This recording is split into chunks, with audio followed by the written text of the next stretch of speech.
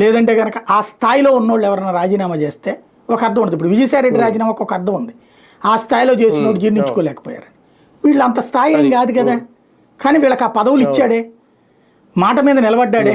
ఇక్కడ ఇప్పుడు అతను ఎవడు నిన్న ఇప్పుడు రాజీనామా చేసినటువంటి ఎమ్మెల్సీ గారు ఉన్నారు, ఆయన ఎవరు, రాజశేఖర్, మరి రాజశేఖర్. ఆయన 2014లో చిలకలూరుపేట నుంచి పోటీ చేశాడు, పత్తిపాటి పుల్లారావు చేతిలో ఓడిపోయాడు.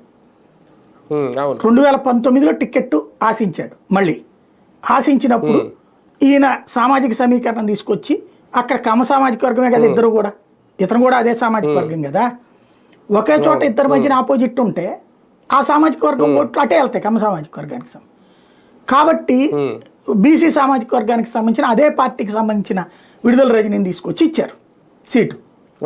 విడుదల రజనీ గెలిచేసింది. ఈయన నా పరిస్థితి ఏంటి అన్నాడు, నీకు ఎమ్మెల్సీ ఇస్తానన్నాడు, ఇచ్చాడా లేదా ఎమ్మెల్సీ? అక్కడ ఏమైనా డబ్బులు తీసుకుంటే చెప్తాడేమో రేపు పొద్దున ఏమైనా ప్రెస్ మీట్ పెట్టి డబ్బులు తీసుకుని ఇచ్చారని చెప్పి, మేబీ డబ్బులు తీసుకుని ఇచ్చుంటే తప్పు అవుతుంది కూడా. అలా కాకుండా ఇచ్చుంటే కనుక మాట మీద నిలబడ్డట్టు ఉంటుంది. ఇప్పుడు మళ్ళీ ఆయన ఆశించింది ఏంటంటే నెక్స్ట్ ట్రిప్ ఆయనకే సీట్ అనుకున్నాడు.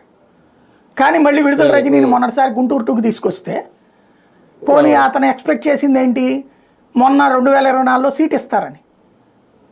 అక్కడ అతను మోసపోయాడు ఓ రకంగా.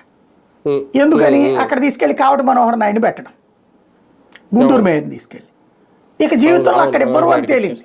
దానికి